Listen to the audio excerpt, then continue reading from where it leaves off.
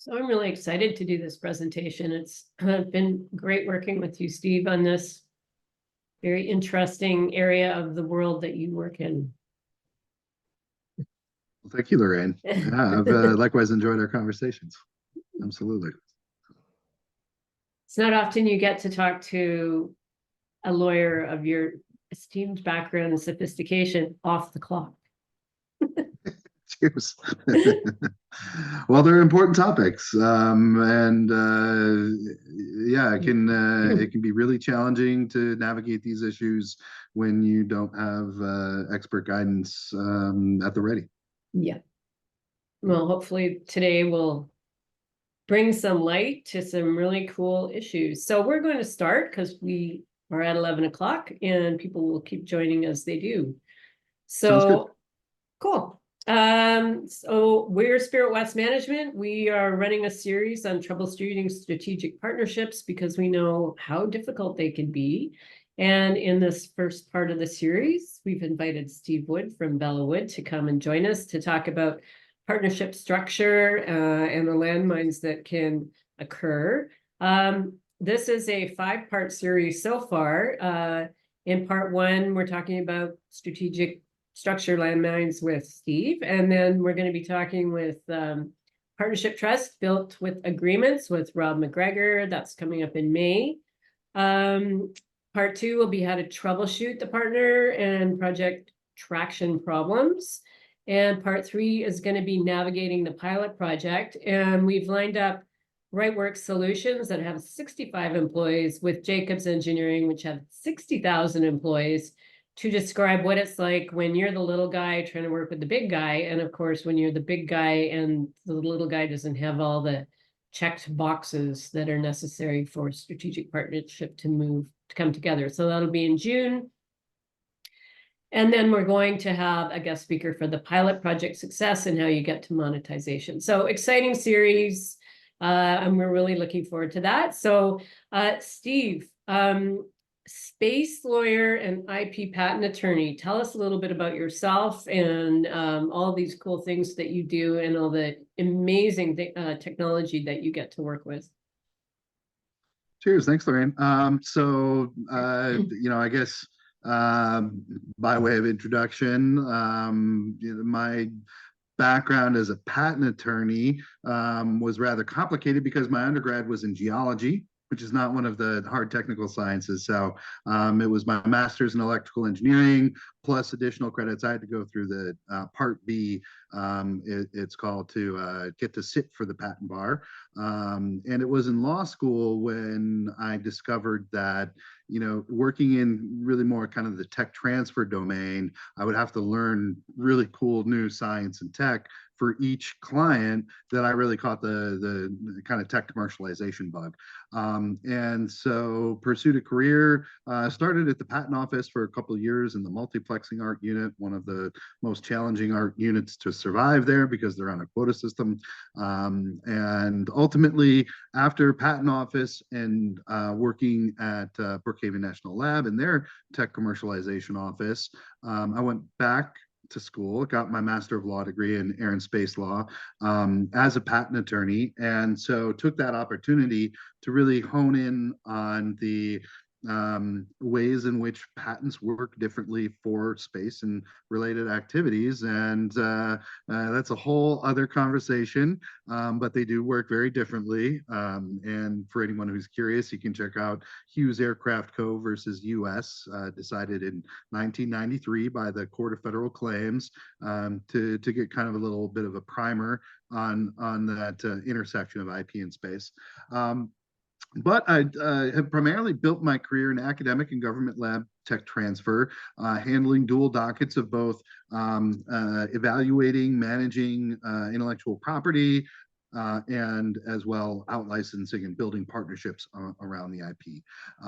And I worked most recently with SUNY Research Foundation Tech Transfer Office, their central office, serving 20 plus campuses in the SUNY system, and ultimately left that role in the summer of 2022 when I was taking at the time, SUNY Polytechnic Institute, now folded back into SUNY Albany.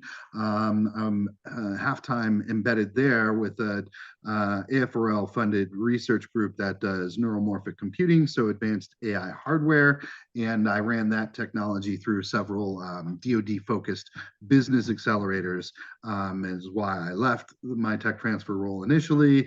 And after winding down those accelerator efforts, ultimately that startup didn't gel exactly the way we needed it to. And so currently I'm splitting my time between SUNY and Vela Wood, where I'm senior of counsel and I handle all kinds of transactional documents. I do patent prosecutions, and yeah, very excited for this talk. And sorry if I'm a little long-winded there. Thanks, Steve. My goodness, you've accomplished a lot in your career. Well, it's having that level of expertise is super important. So thank you for sharing what you know and how your experience with it. So Spirit West, we're in the business of unlocking the potential of partnerships. We're all about collaboration. My business partner and husband is executive coach, and he has unlocked shareholder disputes, built management teams, helped different strategic partners find that common voice that brings together the well-being of all partners, as well as the unlocking the communication and getting to the best solution that suits everybody. So we're all about interpreting the red flags, what's not working, so that all stakeholders see value. And we know 30 years doing this work that everything has to be interoperable when you've got a strategic partnership, and it's so easy to overlook the things that block the partnership, and all that effort just kind of goes down the drain. So red flags are our specialty. We know how to solve them, and we've done it for 34 years now. So today we're going to talk about the landmines, and we're going to take questions. So one of the best things you can do is, as you have questions, put them in the Q&A, and we'll get to them when we finish our presentation. And this is being recorded, so you'll get the replay. So we all know partnerships are so worth it. There's so much promise, a lot of good expectations, but they are risky because you can't control your partners and how they respond to things. So trust is all about being consistent. It's recognizing the strengths of each partner and valuing that instead of discrediting it. It all requires transparency, and if your culture or their culture is not normally in the business of being transparent, that can become difficult. Everybody's in a hurry to get to the cool thing that you've planned out for the strategic partnership, but if you are in a hurry, you tend to skip steps. So and we're here because we see the steps skipped on a regular basis. So what I've noticed about the partnerships that work is that the people invest in super good relationship building. It's not all about the work going on. It's about honoring the contributions that each individual is bringing to the table. So when we don't skip steps, that's where the magic happens in strategic partnerships. And we're going to dive into how to get some of that in this series. We also know that it's the little things that cause great confusion for the big things. So your culture, their culture, the big company culture, the bureaucracy versus the little company, all the acronyms you use, they use, your style. And all of that stuff tends to make us feel included or excluded. And we don't realize how that's happening. So the big test is, can you ask the dumb question at the table? And when you think's dumb, they have the inside track on what the answer might be, but because you're not sure whether you're going to be ridiculed or it's going to be heard, or you're going to get an answer that you like, maybe you're holding back, and then you're missing critical information and understanding that keeps the partnership going. And that's the stuff that plants the seeds of doubt. And as Steve and I were getting together and managing all this, we realized that I live in M&A speak. Whoops, let me go back. And he lives in the legal world, so there's terms that I don't understand. We've both had exposure to the DoD and all the acronyms for grant language, like what do they call it? SIBR and I thought it was Sibbers and SBIR. yep, SIBRs and Sibbers and Sitters. yeah, SBIRs and STTRs in every other domain. right. And then if you're, software and AI, you've got code lingo that you use to shortcut your conversations with people. The company, you've got insider jokes and insider ways of thinking about things and all that kind of stuff, working with VCs. Oh my goodness, they all have their own lingo too, which is somewhat different than M&A. And then if you're working with a PhD, I'm married to one, their vocabulary can just stun you back there trying to figure out what they just said. So all of these things go to minimize complete understanding, which makes transparency really difficult.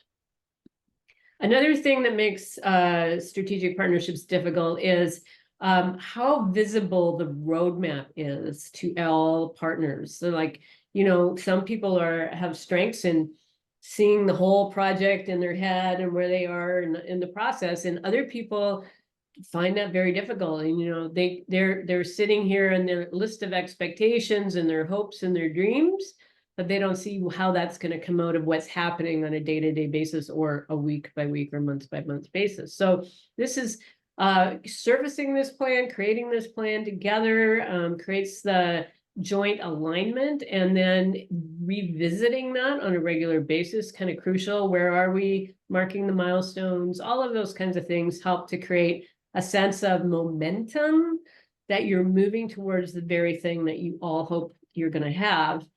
And Steve and I laughed because he brought up snakes and ladders, because strategic partnerships can feel like you're climbing to the next level. Maybe you're the small company that needs the strategic partnership to grow to the next level. And the bigger partners and the big bureaucracies and the grant organizations and the academic and all the ones that are way bigger than you can feel like snakes in the game, pushing you back down again. And it's that kind of thinking that makes understanding whether you're even making progress really difficult. So I'll warn you away from making up stories about what you think is happening, because you will, in your own mind, turn your partners into snakes. So what's the key to troubleshooting? Well, it's being able to stand back and observe the red flags that you see and deconstruct them in such a way so that you understand the sequence of events. Here's the things that happened, and as a result of these things, this happened. And when you can go back in time and deconstruct what happened, not just who was part of the situation, you can adjust and realign your thinking. So that's what we mean by looking at red flags. And anything that you haven't sorted out early in the partnership can become a red flag later in the partnership, which is about what this presentation is all about. So, your agreements, your intellectual property rights, and how those are being shared or not shared, deal structure, your expectations, the power dynamics. Oh, we're the big company. We should run the meetings. We should be in control. We should, all that kind of stuff. When it gets talked about and sorted out, you have much greater sense of success. So when we say troubleshoot, this is what we're talking about. So what do we mean by structures and agreements, and why are those the things that enable results? Why can't you just get in there, make the plan to combine yours and theirs, and all will be well? Wish it could be so easy. So let's do a poll before we go any further and find out what your interests are so that we can cover the things that you care about. I'm going to launch our first poll. So what are your interests, and what topics are you hoping to learn more about? The signs that you have the right partners, experiencing partnership relationship difficulties, knowing how and when you should set and revisit expectations and goals, concerns about your intellectual property and what rights you have, what kind of IP you're going to create together with your partners and who's going to own that. Or concerns about how to interpret partner actions or inactions. So any of these They're multiple choice. You might have several that you'd like to learn more about. A couple more minutes, a couple more seconds. Cool. Very interesting. And I'm going to share the responses.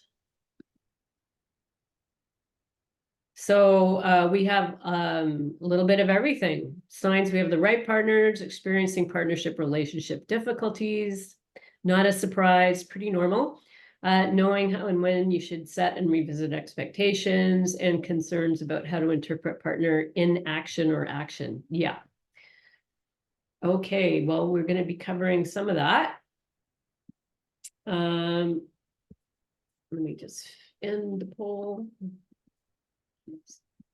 Okay. So, difficult news, 43% of partnerships fail due to these problems. And a PowerLink survey said nearly almost half, 45% of senior executives find it challenging to keep their partnerships active. Everybody's excited at the beginning, but then they struggle to realize the fruit of the relationship. And the typical red flags are what we just asked you about in your interests. And these are some of the things that have to be explored early on. Can't say that often enough. It's that desire to get the result, and everybody being in a hurry that stops the process of setting the right things in action.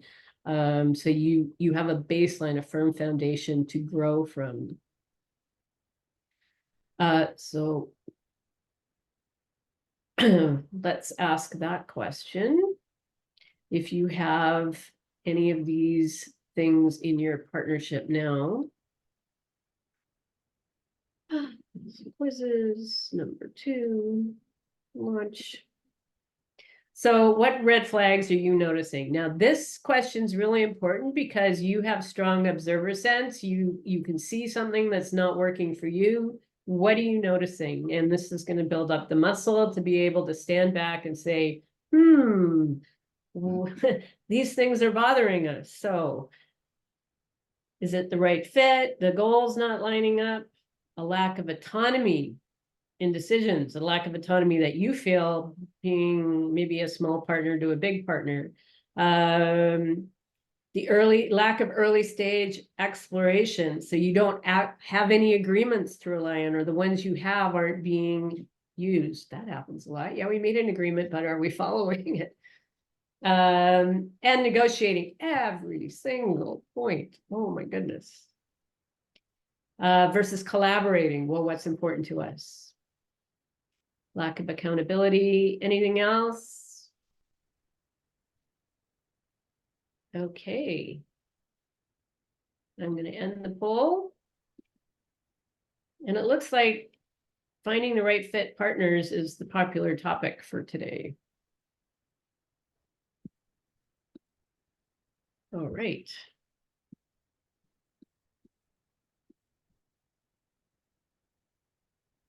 Sorry, but the Zoom makes everything overlap, makes it hard to maneuver. All right, so we're going to talk about what defines a good partner today and the red flags that tell you either you need to rethink how you're doing the partnership or you've got to find another solution because you might not be able to deliver on the goals. We'll talk about the IP that's important to the partnership and how agreements are developed. And, when should you apply for grants? Difficult topic, who pays for what in the partnership when you have less resource and they have more resource, and what happens after the pilot? Because, hey, that's what everybody's aiming for. But as Steve has told me, many partnerships actually don't monetize. And there's a whole bunch of reasons why that never happens. So, Steve, help me with this. What defines a good partnership? There are red flags, and then there are green lights. And one of the things that you've mentioned in the tech transfer and some of the partnerships that you've looked at is you notice when partners are holding their cards close. Say more about that. Well, let's see. Where to start here? In law school, I took a Harvard based negotiations course, and that was all about getting to yes, establishing your BATNA, or a best alternative to a negotiated agreement. I did that course too.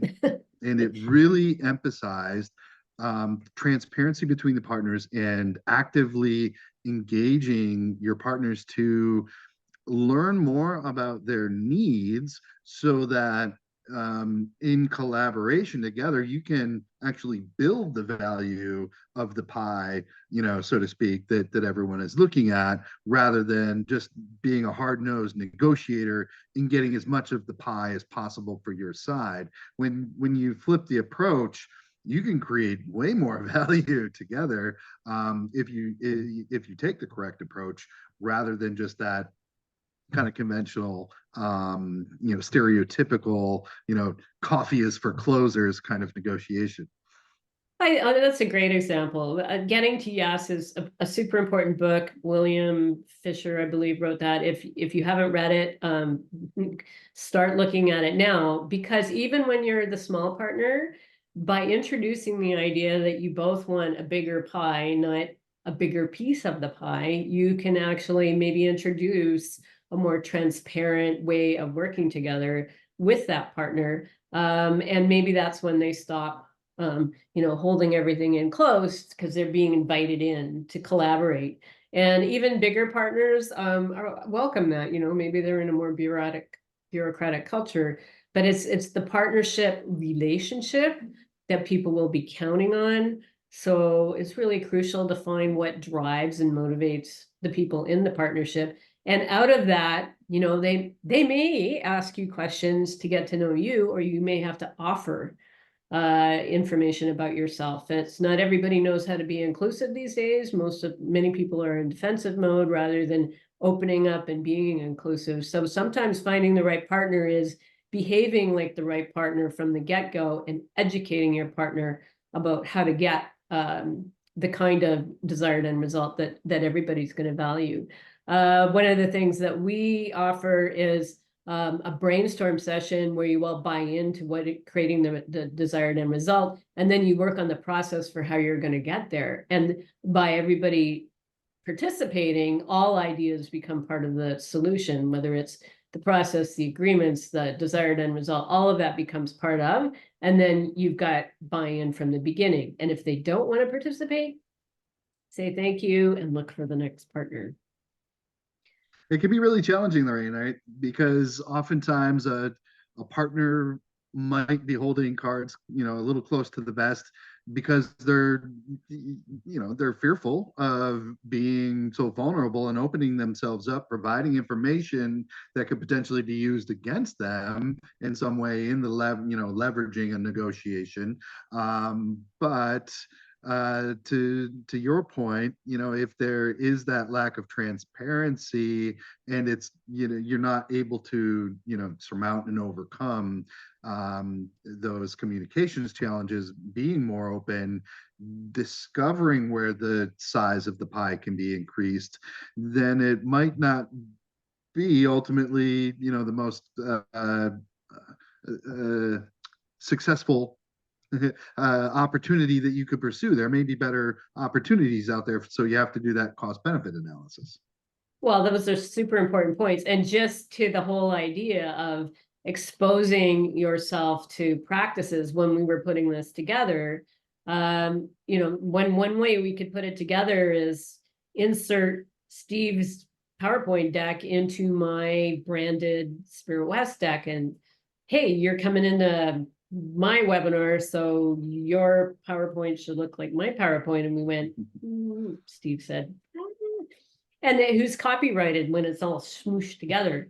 How does that stand out? And so what we decided to do was to keep Steve's PowerPoint and under his branding, his control, and his look and feel to honor all that he's bringing to the table. And then he retains his copyright. We retain ours. And what do? We just share the screen. We share that back and forth. We found a different way to make it work. So those kinds of things. Are you queuing me to pull up my slides now? It's your turn. You can. Yeah, go ahead. There we go. All right. So, and let me get this into slide mode. All right. So you should be able to see my slides now. Not quite yet. Not yet. All right. Let me figure this out. Maybe I'll just go with the app rather than the window. How is this doing? That's great, and it's not quite yet in And I'll, slideshow mode. yep, here we go. Cool. All right. Okay, so I'll try and keep this short, quick agenda just for the IP topics and troubleshooting and really, creating these strategic partnerships. So we'll just do a quick review of what is IP, what kinds exist, what's the scope of the rights granted, and in addition to conventional IP, especially when we're talking about federally funded grants and contracts, SBIR, STTR, have data rights that are important to be aware of as well because they can be valuable to companies. So just including that as a quick adjuvant.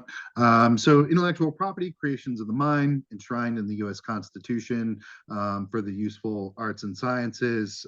Really interesting aside, folks often get confused. Sciences is the used in the Constitution in terms of the old Latin scienter, so to know, or the body of knowledge, of cultural knowledge and expression, and so the useful arts is engineering, and the applied sciences, and so interesting that folks often aren't sure which one applies, but it's useful arts for patents and sciences for copyright. Here are types of IP. As you can see, I've got kind of in the uppermost portion of the screen here, Supreme Court, because they are the ultimate arbiter. Patent Office handles patents and trademarks.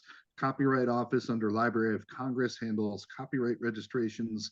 And then trade secrets are really statutory. You have to bring them, you have to litigate them to be able to enforce them. There's no application process.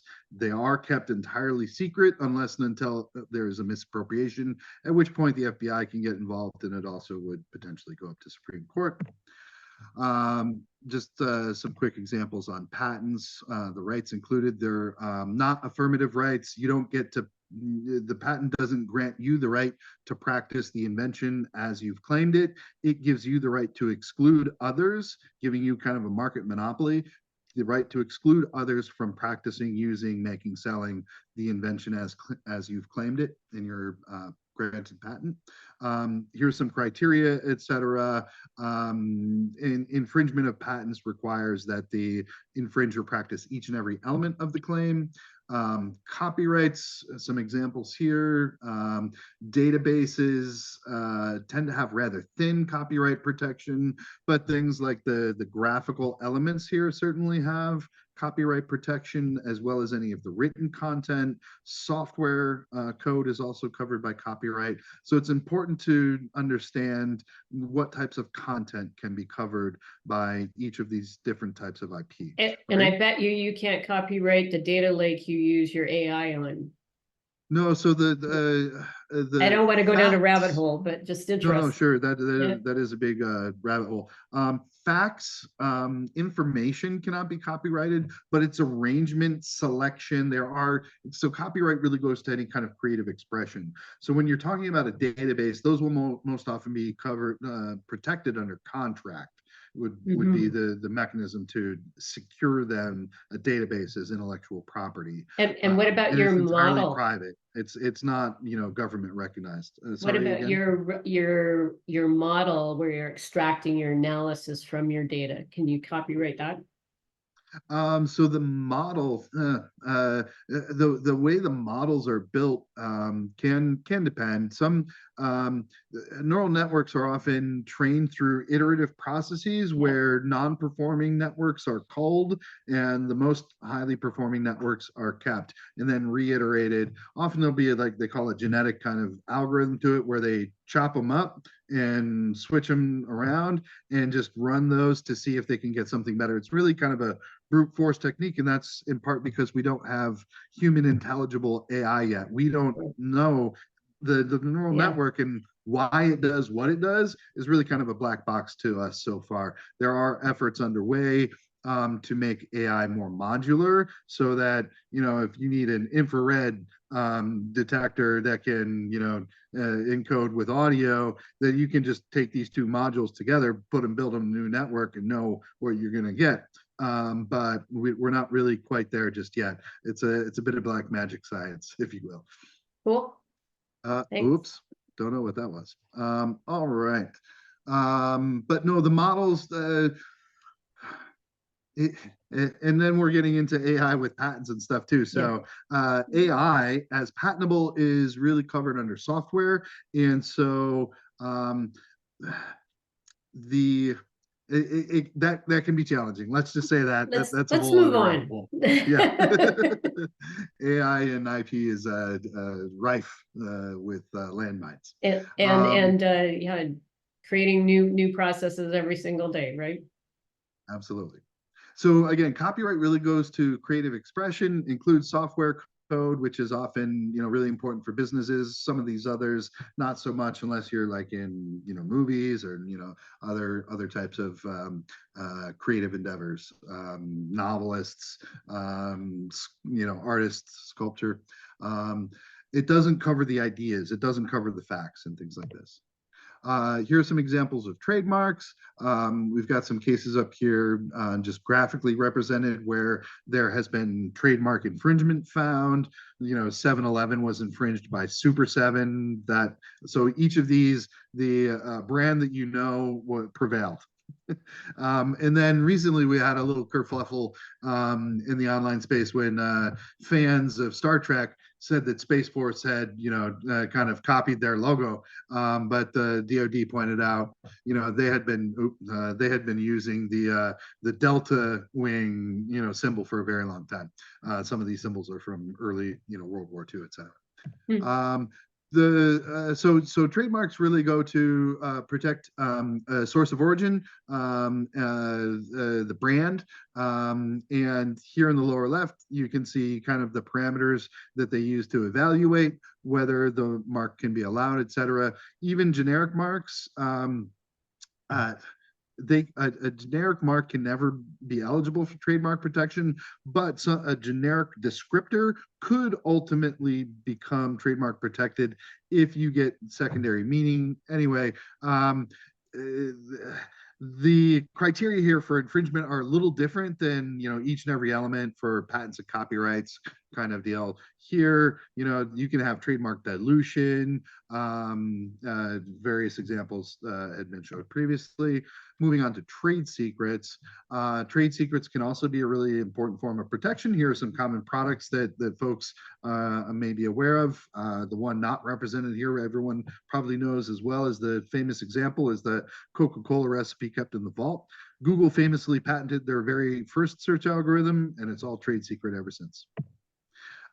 There has to be a misappropriation, and again, you have to litigate it. We're going to share these slides, and so this is really just content that I've included here to transfer to the attendees so that they can review and kind of have a quick understanding of what the concerns are. Thanks, Steve. State rights here as well, not just federal trade secret.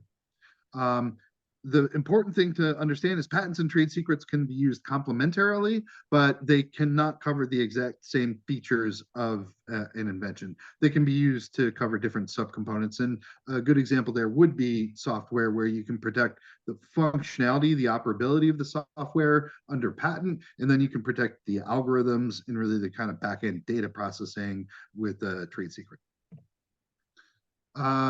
Other types of important know-how, IP include know-how and confidential information, again, protected by NDAs and confidentiality agreements. So contracts do come into play with protecting IP to the point we made about databases earlier. For Europe, moral rights attribution is kind of similar to copyright. We don't have a ton of that here in the US, personality rights, celebrity rights, works made for hire. Important distinction here between employees and contractors.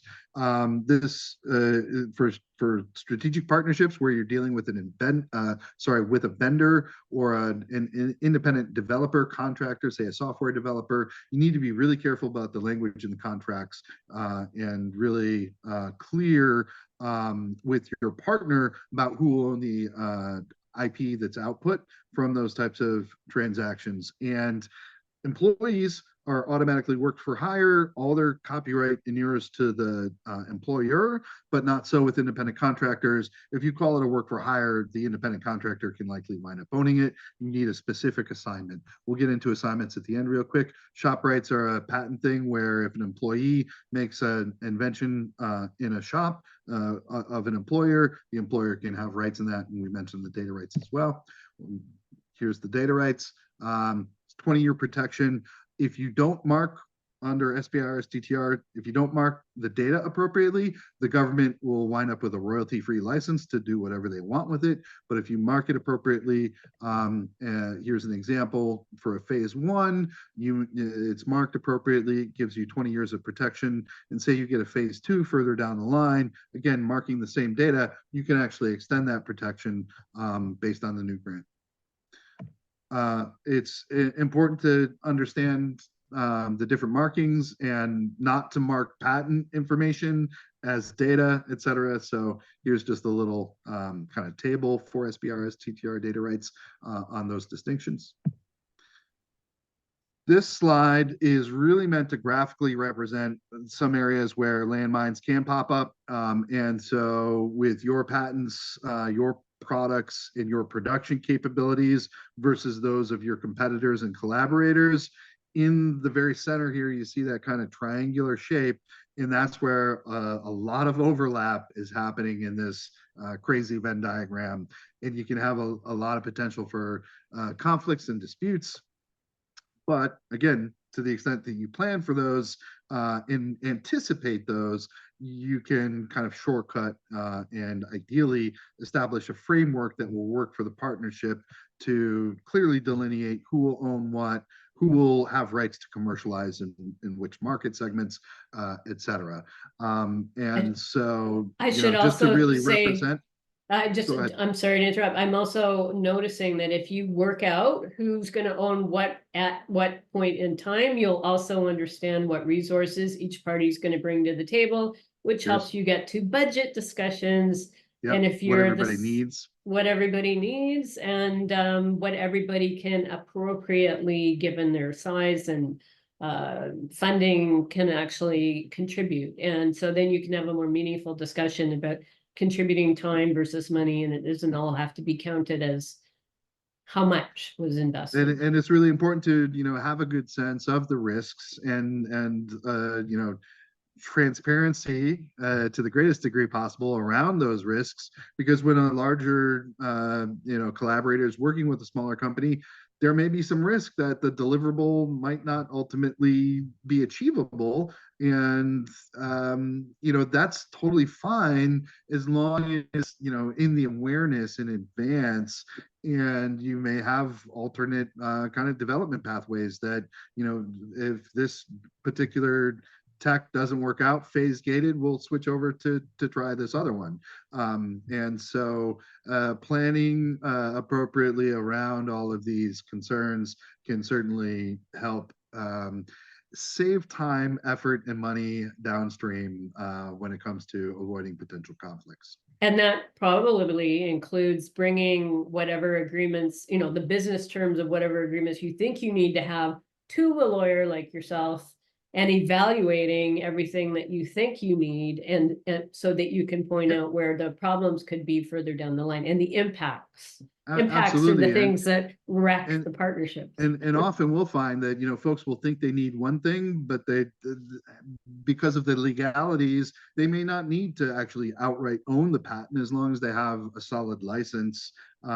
Especially if they're working in a particular vertical, as we would call a field of use in a patent license, they may not need to own the entire patent. And so folks often, will bring those kind of documents to us. We want to evaluate their needs. What do they think they need? And really what it comes down to is, what is the business model that they want to prosecute? Do they need everything they think they need to prosecute that business model? And are there things that they haven't thought of that we need to alert them to, that they will need, et cetera. So absolutely, it's always a lot of fun digging into each unique situation, because they all have their own particular considerations and concerns. Keep bringing that up. Weird. I wanted to get to inventor and author assignments, because this is a really important part of IP ownership. Kind of foundational level under US federal law for inventions and creative works, the inventor or the author will own those for copyright as soon as it's fixed in a tangible medium. For patents, ultimately, the inventor must be the first inventor to file the patent application and obtain the patent application to really own that. But the inventor and author will own, absent some sort of other controlling agreement. So in Stanford v. Roche, we have an example where a Stanford professor had actually signed an employment contract with this language here, that he will assign, that he agreed to assign, the lower below, to Stanford. But on sabbatical, this professor went to work for this company, Cetus, and signed this non-disclosure agreement, a confidentiality agreement, that included an assignment provision, which included a present assignment. This language of does hereby assign. This is a present assignment of future created IP, future inventions. And so Cetus actually wound up owning this professor's inventions, because Stanford had this agreement to assign. This is a future obligation, and it was shortcut by this present assignment. And so the magic assignment language is really, it's a real thing here, and we need to make sure that any agreements that purport to transfer ownership have a good assignment language, or we can wind up in uncertain waters and maybe not owning the IP that we thought we owned. And I kind of addressed this already on independent contractors with the copyright issue. Works for hire for independent contractors only cover 9 specific types of creative works, and it's not software. And so when you're working with software developers, it's really important to have that magic assignment language all buttoned up. Interesting. Unless we want to go back to any slides, I'll just stop the share for now. Okay, thanks, Steve. And Cheers. I will go back to my presentation. Oops, there we go. Are we seeing the right slide? Next slide. Next slide. Okay. So, one of the biggest questions in do I have the right strategic partners is understanding whether it's actually going to deliver value. And value to you might be very different than value to your partner. And where you are in your thinking, if you're future forward thinking, always thinking like, when we get the pilot project finished and we're out making money, then I will see value, versus when we're in the development process and working together, I will see value. And all the different variations of value have to be explored, because what's super important to your partner, you might be something you never think about. And those are the things that plant the seeds of doubt. And as we talked, Steve and I have talked about, it causes a cognitive bias problem. You end up disregarding the things that your partner cares about. That happens in relationships too, right? Business partnerships, employee-employer relationships. But when it's all your focus is around commercialization, but the journey to get there is long, having cognitive bias is going to really mess with the partnership process of getting there.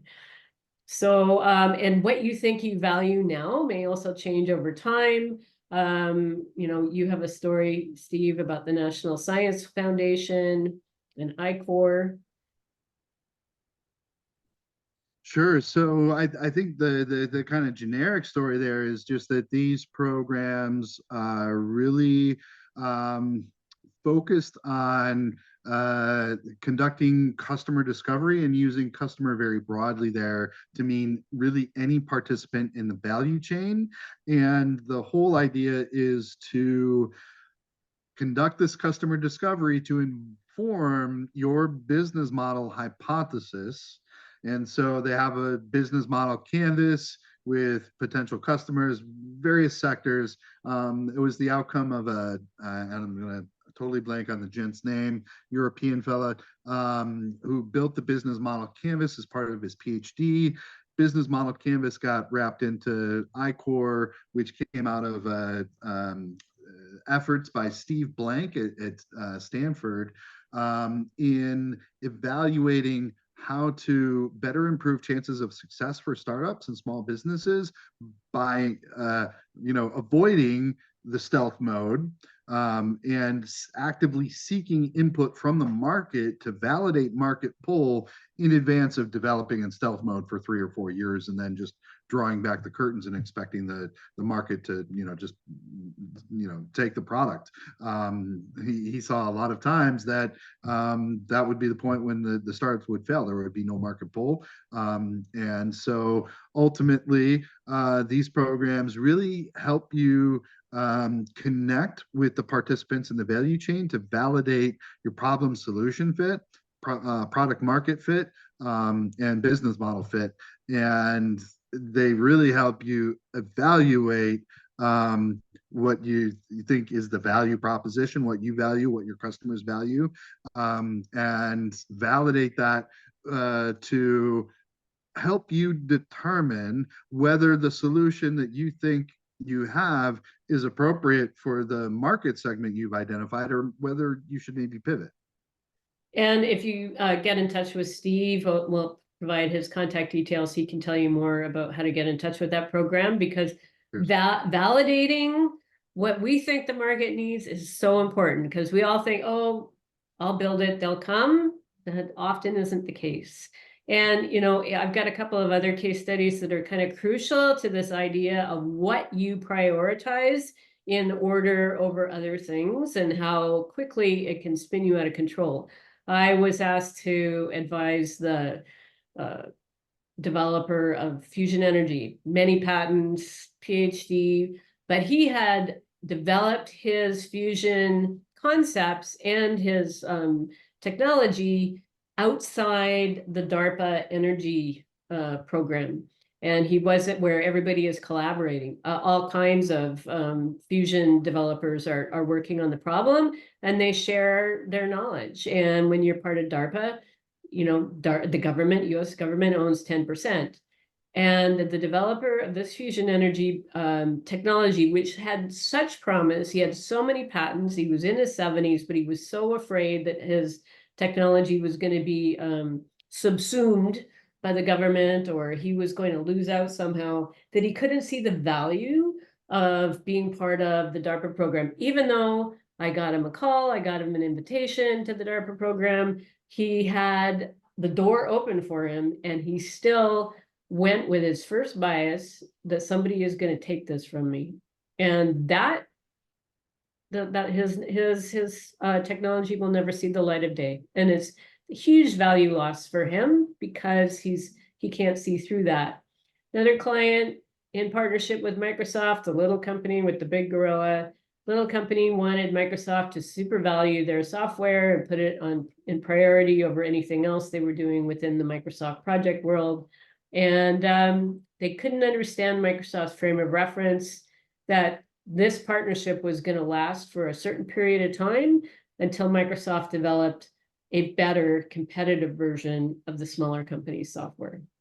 If you want to play with us during that time period, you can make a lot of money, or you don't want to play with us during that time period, we're going to ignore you. And it made the small company owners so angry that they skewered their own partnership rather than going, okay, it'll be a bigger pie for 3 to 5 years.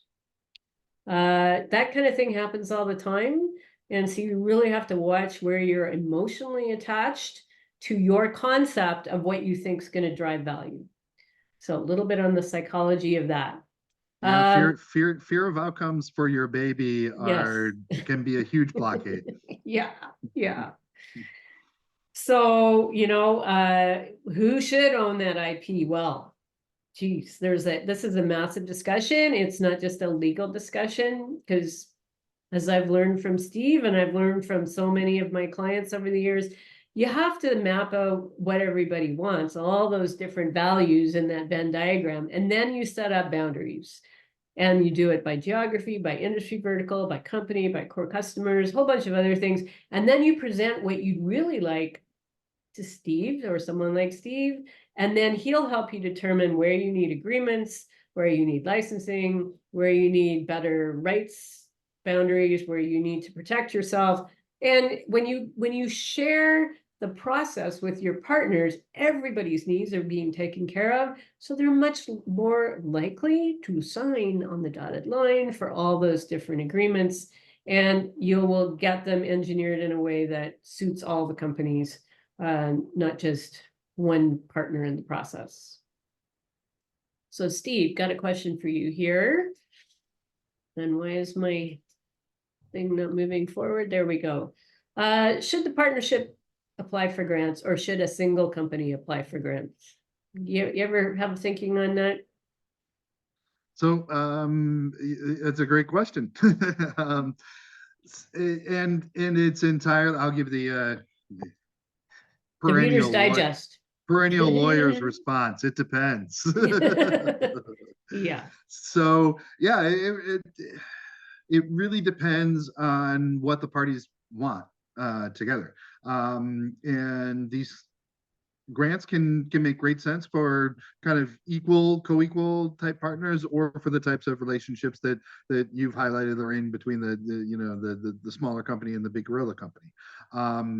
They can grant opportunities can be great for all parties. It really just depends on what the parties mutually want for the outcomes to be from engaging in that program. Uh, Especially federal grants, if we're not talking like philanthropic type grants, federal grants definitely come with strings attached, reporting on inventions and IP. It restricts what you can do with the title to the IP. And so there are, pros and cons. You need to do the cost benefit analysis, balance it out, and see if it does make good sense. And different types of grant programs will have different types of requirements and restrictions. For instance, the federal grants, they all come with a government purpose license. So if you use those federal funds to either create an invention or first reduce it to practice, make the first prototype, then the government would have that government purpose license. But for instance, state level grants, I've seen those come with much broader type reach through, where they attach to a product that is derived from the grant, not just the IP, but the grant. This is a state level grant program that's seeking to be reimbursed based on sales of products that have been essentially developed under those grants. And then the states will sometimes give you eventual payback when the product is actually made in the home state. Right. And so different grant programs, different considerations. It'll really depend on the company's circumstances of whether they should or should not really further consider these types of opportunities. Thanks, Steve.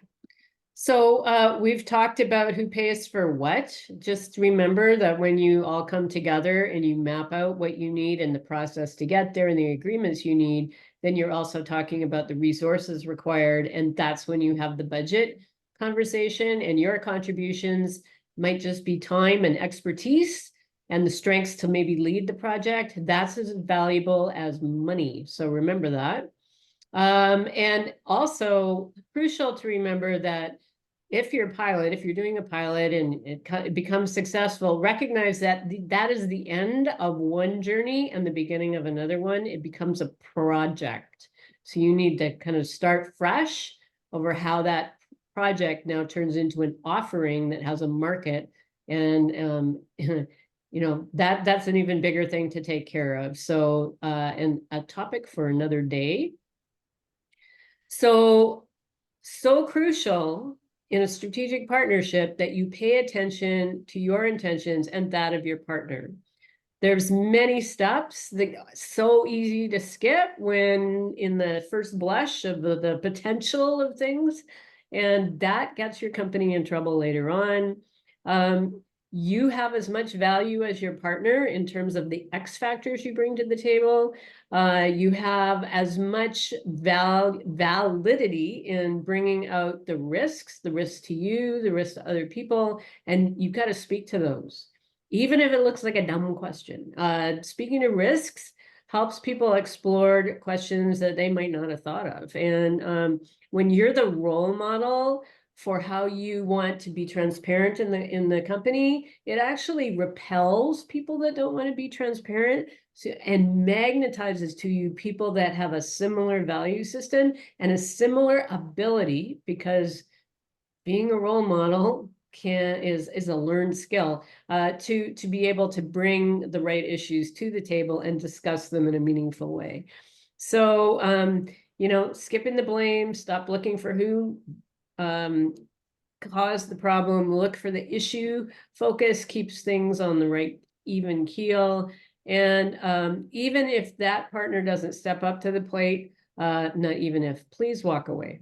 If they're not following this, it's not worth the pain and agony of trying to, patchwork your way and band-aid your way through a partnership where they don't know how to step up to the plate.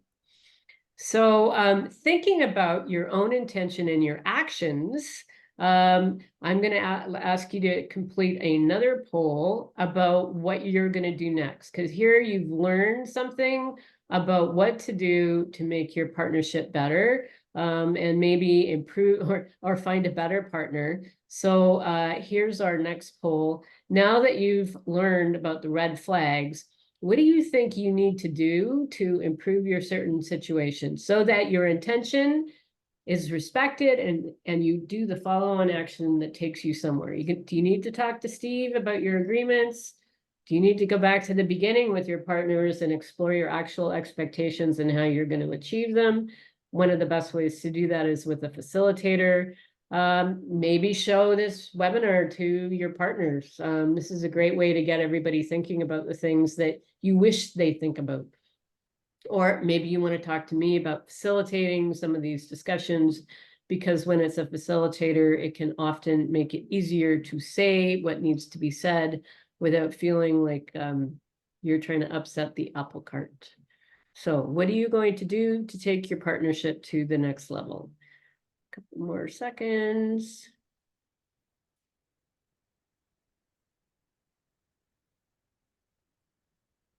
Lorraine, what do you see as the typical outcomes for number 5? Talking to me, yeah, it's, well, when both partners are talking to the independent third party, they can often speak to things that become. Oh, no, sorry, number sorry. 5, stay the course. Stay the course. Oh, right. I needed to scroll down. Stay the course, or look for better partners you can really collaborate with. Sometimes staying the course with someone that isn't a good fit is not a good action. That's what I think. What do you think, Steve? Yeah, staying the course and hoping. Hope is never a good plan, right? So no, hoping for a good outcome. I don't think you need to be taking some actions to improve the likelihood of a good outcome, or to your point, maybe just walk away.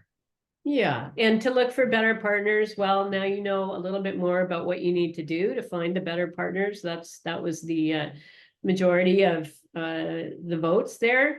So if you need to find a better partner, get started on the right foot first, as we suggest.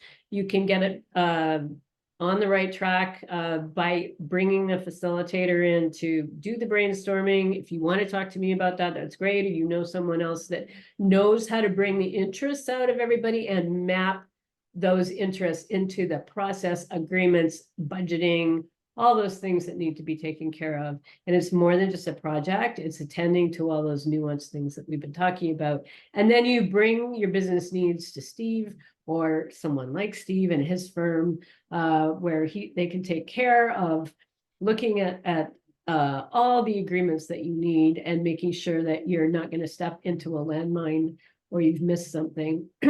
He can turn those things into joint ventures, agreements, MOA, MOUs, help you with grants and other contracts. So let's go to questions. I'll just chime in real quickly, Lorraine, to say Yeah. as well, when you are at the phase of seeking new partners, and that's maybe an ongoing, always kind of phase, that there's always, additional folks that you could collaborate with, and it all comes down to bandwidth ultimately. But when you're in that phase, it's a very opportune time, especially if you're considering, and I'm not sure if that's the case here, if you're considering federal grants. Looking for new partners is a great time to get clear on IP ownership as desired between the parties, as we've discussed in our discussions leading up to this webinar. Under Bayh-Dole, the federal Bayh-Dole law, which gives recipients of federal funds the right to elect to retain title, there's a prohibition against using prime role, the prime contractor role under a grant to extract IP rights. And so once you've identified a solicitation, it becomes more challenging to transfer IP rights between the partners because of how the optics may be. But if you're at the point where you're seeking new partners and you are interested in federal grants, before you look for solicitations is the right time to get the IP structure down between the partners to ensure that you can have the outcomes that you want. Okay, thanks, Steve. And thank you, Patrick, for the question. And he's has to jump to next call. So if you have further questions, anybody has further questions, there's our contact details. We can have a private conversation offline, call, text, whatever you need. Okay. Thank you, Steve, so much for joining us today. It's been a great time. I really value your expertise and the transparency with which you brought it to the table. Thank you, Lorraine. It's been such a pleasure. And look forward to future opportunities to collaborate and bring this message, a very important message, to everyone who needs to receive it. Okay. Thanks, Steve. Cheers. Take care. Me You too. too. Bye-bye. Bye-bye.